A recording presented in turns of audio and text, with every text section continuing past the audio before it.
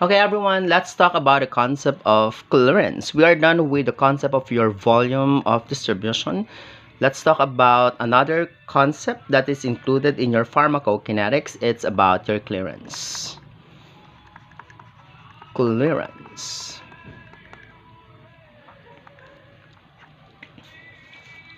What is again your clearance? Clearance is the amount of plasma. It is the amount of plasma. Amount of plasma from which a substance, okay, from which a substance is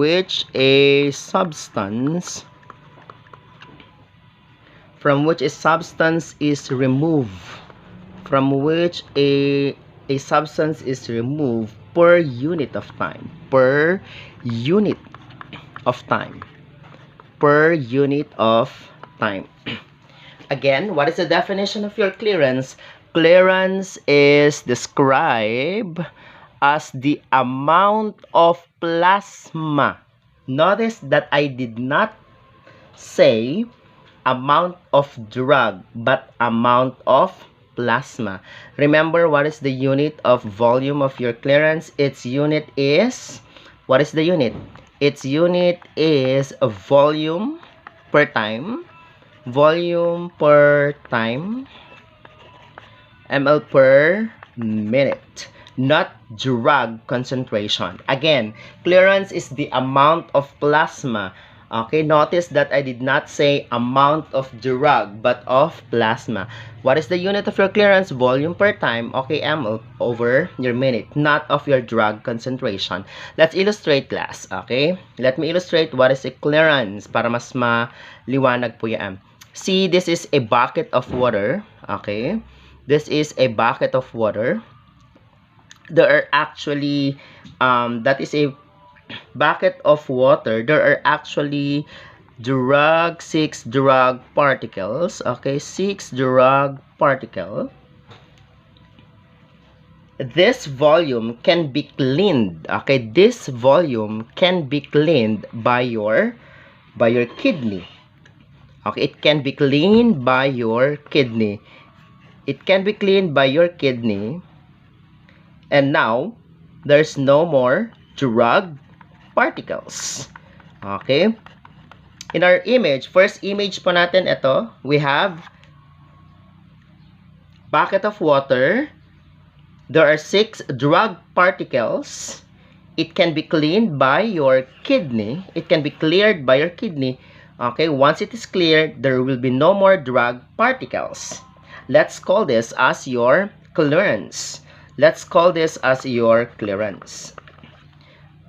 Okay, see this bucket of water. Now, okay, this bucket of water, there are now about 24. 3, 4, 5. Okay, imagine there are 24 drug particles. 1, 2, 3, 4. 5, 6, 7, 8.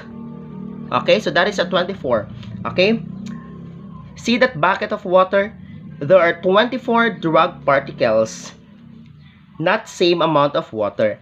And again, this can be cleared by your kidney. It can be cleared by your kidney as well. Note that the clearance is exactly the same. 100%. So we can call this as your clearance. That is the reason why clearance is defined as the amount of substance, amounts of plasma rather, not the amount of drug. Okay, it's the amount of plasma from which a substance is removed. Note that the amount of drug that clears changes, not the volume. This what happens in first order kinetics.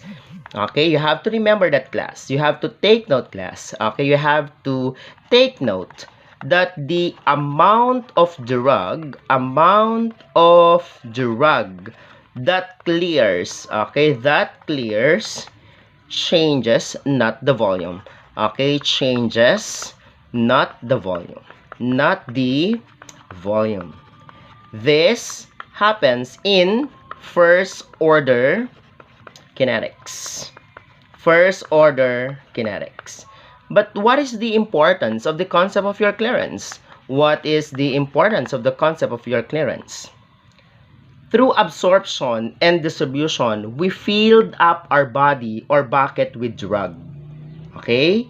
We consume, okay, particular drug. It depends on the route, whether it is an IM, IV, or ID, whatever be the route of the medication. Through absorption and distribution, we filled up our body or bucket with drug.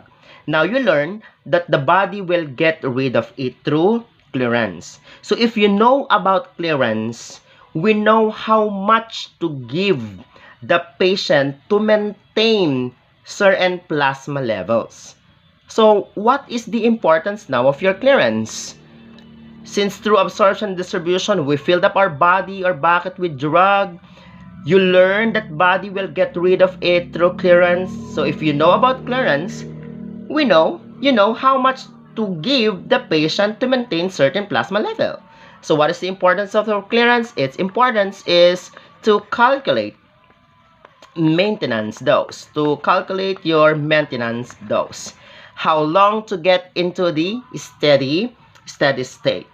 Sabi nga nila, what gets into the systemic circulation, what is removed from systemic circulation.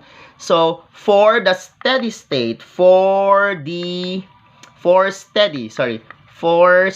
state, lolo ko yung journal natin, for steady state, what gets into the systemic circulation, what is removed from systemic circulation.